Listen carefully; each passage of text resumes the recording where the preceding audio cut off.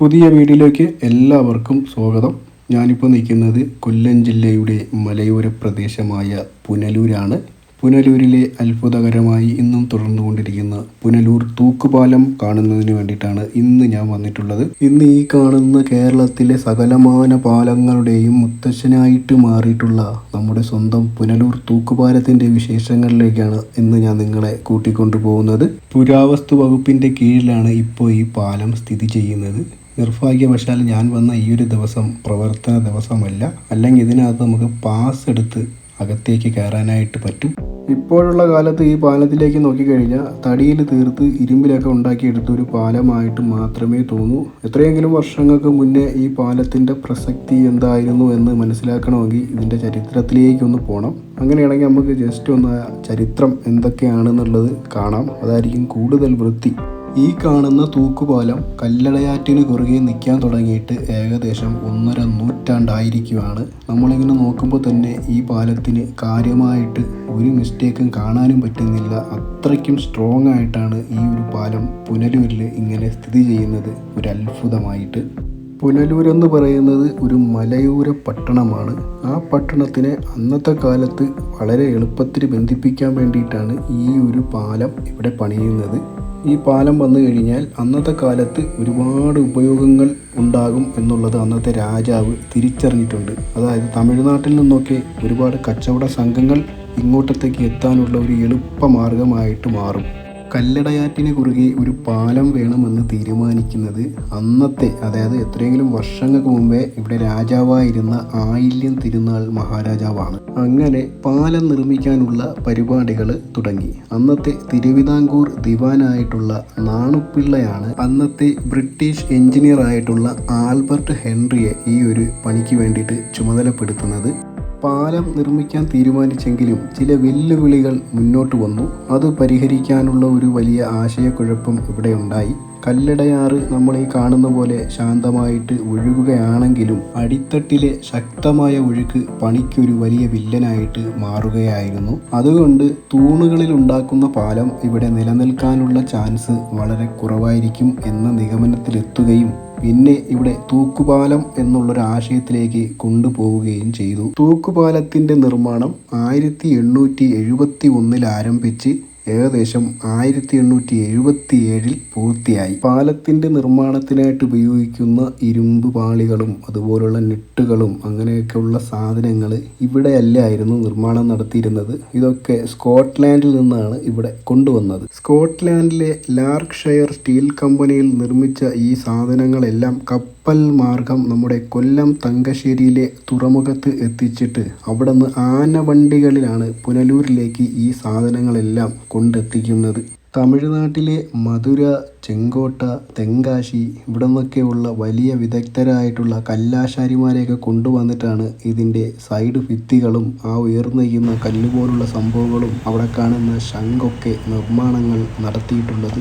അത് അത്രയും വളരെ സ്ട്രോങ് ആയിട്ട് ഈ ഒരു കാലത്തും യാതൊരു കേടുപാടുകളും ഇല്ലാതെ നിലനിൽക്കുകയാണ്. നമ്മൾ ഈ മുന്നിൽ കാണുന്ന ആർച്ച് പോലുള്ള 2 തൂണുകളുണ്ടല്ലോ, ആ തൂണുകൾക്കിടയിലൂടെ ഈ 2 തൂണുകളെയും ബന്ധിപ്പിക്കുന്ന രീതിയിൽ വലിയ ചങ്ങലകൾ ഇങ്ങനെ കണക്ട് ചെയ്ത് ഇട്ടിരിക്കുകയാണ്. ഇങ്ങനെ കണക്ട് ചെയ്ത് വരുന്ന ചങ്ങലകളെ ഈ 2 കരഭാഗത്തുമായിട്ടുള്ള കിണറുകളിൽ, ടോട്ടല് 4 കിണറുകളാണ് ഇവിടെ ഉള്ളത്, ആ 4 കിണറുകളിലും ഇങ്ങനെ ബന്ധിപ്പിച്ചിരിക്കുകയാണ് അതിൻ്റെ അകത്തേക്ക്. ഈ കിണറുകൾക്കുള്ളിലൂടെ ഒരാൾക്ക് നടന്നു പോകാൻ പറ്റുന്ന തരത്തിലുള്ള തുരങ്കങ്ങളും നിർമ്മിച്ചിട്ടുണ്ട്. 53 കണ്ണികളുള്ള ചങ്ങലകളിലാണ് ഈ ഒരു പാലം ഇവിടെ തൂക്കിയിട്ടിരിക്കുന്നത്. പാലത്തിന് 400 അടി നീളവും 20 അടി വീതിയും ഉണ്ട്. ചങ്ങലകളിൽ തൂക്കിയിട്ടിരിക്കുന്ന ഉരുക്ക് ചട്ടക്കൂടിനുള്ളിൽ തമ്പകം എന്ന മരത്തിൻ്റെ പലകകൾ നിരത്തിക്കൊണ്ടാണ് ഈ പാലത്തിൻ്റെ തട്ട് നിർമ്മിച്ചിരിക്കുന്നത്. അന്നത്തെ കാലത്ത് ഈ പാലത്തിൻ്റെ നിർമ്മാണത്തിനായിട്ട് 3 ലക്ഷം രൂപയാണ്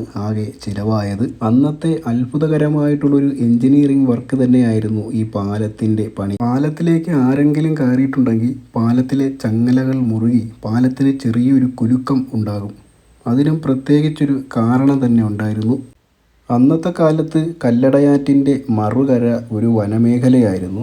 അപ്പോൾ വനത്തിൽ നിന്നും മൃഗങ്ങൾ ഈ പാലത്തിലേക്ക് കയറി കഴിഞ്ഞാൽ അവറ്റകളെ പേടിപ്പിക്കുന്നതിന് വേണ്ടിയിട്ടായിരുന്നു ഈ ഒരു പരിപാടി ചെയ്തിരുന്നത്. അങ്ങനെ പാലത്തിൻ്റെ പണികളെല്ലാം കഴിഞ്ഞ് 1880 ആയില്യം തിരുനാൾ മഹാരാജാവ് പൊതുഗതാഗതത്തിന് വേണ്ടിയിട്ട് ഈ ഒരു പാലം തുറന്നു കൊടുത്തു. പുനലൂരിൽ ആദ്യമായിട്ട് ഇങ്ങനെ ഒരു പാലം വന്നപ്പോൾ അന്നത്തെ ജനങ്ങൾക്ക് ഭയങ്കര സംശയം ഉണ്ടായിരുന്നു, ഈ പാലം അത്രയ്ക്കും ബലമുള്ളതാണോ എന്നുള്ളത്. തികച്ചും സ്വാഭാവികമായിട്ടുള്ളൊരു സംശയം തന്നെയായിരുന്നു അത്. ആ സംശയം പരിഹരിക്കുന്നതിന് വേണ്ടിയിട്ട് ഈ പാലം തന്നെ പണിത ആൽബർട്ട് ഹെൻറി എന്ന എഞ്ചിനീയർ കുടുംബസമേതം വള്ളത്തിൽ ഈ പാലത്തിൻ്റെ അടിയിലായിട്ട് വന്നു നിന്നു. ഈ പാലത്തിൻ്റെ ശക്തി എത്രയാണ് എന്ന് ജനങ്ങളെ ബോധ്യപ്പെടുത്തുന്നതിന് വേണ്ടിയിട്ടാണ് അദ്ദേഹം ഇങ്ങനെ ഒരു ഐഡിയ ഉപയോഗിച്ചത്. ഈ പാലത്തിലൂടെ 6 ആനകളെ ഒരേ സമയത്ത് നടത്തിച്ചും ഈ പാലത്തിൻ്റെ ശക്തി ബോധ്യപ്പെടുത്തിയിട്ടുണ്ട് എന്നൊക്കെയാണ് പറയപ്പെടുന്നത്. ഈ പാലത്തിൻ്റെ നിർമ്മാണത്തിന് ശേഷം കേരളവും തമിഴ്നാടും തമ്മിലുള്ള വ്യാപാര ബന്ധങ്ങളൊക്കെ കൂടുതൽ ശക്തി ആർജിക്കുകയും ഒരുപാട് കച്ചവടക്കാർ അങ്ങോട്ടും ഇങ്ങോട്ടും കടന്നു പോകാനൊക്കെ ഉള്ള ഒരുപാട് ഉപയോഗപ്പെട്ട സംഭവമായിട്ട് മാറുകയും ചെയ്തു. കാളവണ്ടിയുടെയും കുതിരവണ്ടിയുടെയും ഒക്കെ കാലത്തിന് ശേഷം മോട്ടോർ വാഹനങ്ങളും ഇതുവഴി ഒരുപാട് യാത്രകൾ ചെയ്തിട്ടുണ്ട്. 1970 വരെ നമ്മുടെ ഈ തൂക്കുപാലത്തിൽ വാഹന ഗതാഗതങ്ങളൊക്കെ നടന്നിരുന്നു. പിന്നീട് തൊട്ടടുത്ത് നമ്മളിപ്പോൾ കാണുന്ന ഒരു പാലം നിലവിൽ വരികയും അതോടുകൂടി തൂക്കുപാലം വിസ്മൃതിയിലേക്ക് ഇങ്ങനെ ആണ്ട് തുടങ്ങുകയും ചെയ്തു. അതായത് കുറേശ്ശെ നശിക്കാനായിട്ട് തുടങ്ങി. ആദ്യകാലത്തുണ്ടായിരുന്ന പാലത്തിൽ കയറുമ്പോൾ ഉണ്ടാകുന്ന ഒരു കുരുക്കവും കാര്യങ്ങളൊക്കെ പിന്നെ അങ്ങ് ഇല്ലാണ്ടായി, തീരെ അങ്ങ് നശിക്കുന്ന ഒരു അവസ്ഥയിലോട്ട് എത്തിക്കൊണ്ടിരിക്കുകയായിരുന്നു. അതിനുശേഷം 1990 പുനലൂരിലെ സാംസ്കാരിക പ്രവർത്തകരൊക്കെ ഒരുപാട് പരിശ്രമിച്ചതിൻ്റെ ഫലമായിട്ട് പുരാവസ്തു വകുപ്പ് ഈ ഒരു പാലത്തിനെ ഏറ്റെടുത്ത് നല്ലതുപോലെ പരിപാലിച്ച് വരികയാണിപ്പോൾ. ഇന്ന് ഈ പാലം പുനലൂരിലെ അട്രാക്ഷനുകളിലൊന്നായിട്ട് വിലസിക്കൊണ്ടിരിക്കുകയാണ്. അത്രയും പ്രായമുള്ള ഈ പാലം മുത്തശ്ശൻ. നിരവധി സന്ദർശകരാണ് ഈ ഒരു പാലം കാണുന്നതിന് വേണ്ടിയിട്ട് ഇപ്പോഴും ഇവിടെ എത്തിക്കൊണ്ടിരിക്കുന്നത്. ബ്രിട്ടീഷുകാർ പണിത ഈ ഒരു പാലത്തിൻ്റെ മേന്മ ഇത് തന്നെയാണ്. അതിൽ വേറെ ഒരു സർട്ടിഫിക്കറ്റിൻ്റെ ആവശ്യമില്ല. നമ്മളൊക്കെ ഇപ്പോൾ പണിയുന്ന പാലങ്ങൾ 5 കൊല്ലമെങ്കിലും ഇങ്ങനെ നിന്നിരുന്നെങ്കിൽ കൊള്ളാമായിരുന്നു എന്ന് ചിന്തിക്കുന്ന ഒരു കാലഘട്ടത്തിലൂടെയാണ് നമ്മളൊക്കെ കടന്നു പോയിക്കൊണ്ടിരിക്കുന്നത്. എല്ലാ ചരിത്ര ശേഷിപ്പുകൾക്കും ഇതുപോലുള്ള ഒരുപാട് കഥകൾ പറയാൻ കാണും. നമ്മൾ മുന്നിൽ നിന്ന് നോക്കുമ്പോൾ നമുക്ക് ഇതൊരു നിസ്സാരപ്പെട്ട പാലമായിട്ട് ഇപ്പോഴുള്ള തലമുറയ്ക്കൊക്കെ തോന്നാം. പക്ഷേ പുറകിലോട്ടൊന്ന് ചിന്തിച്ചു കഴിഞ്ഞാൽ ഇതിൻ്റെ പുറകിൽ ഒരുപാട് ആൾക്കാരുടെ ചരിത്രങ്ങൾ ഉറങ്ങി കിടപ്പുണ്ട്. അത്രയ്ക്കും വലിയ ത്യാഗങ്ങളൊക്കെ സഹിച്ച് തന്നെയാണ് ഈ ഒരു സംഭവങ്ങളൊക്കെ ഇവിടെ കൊണ്ടുവന്ന് വെച്ചിട്ടുള്ളത്.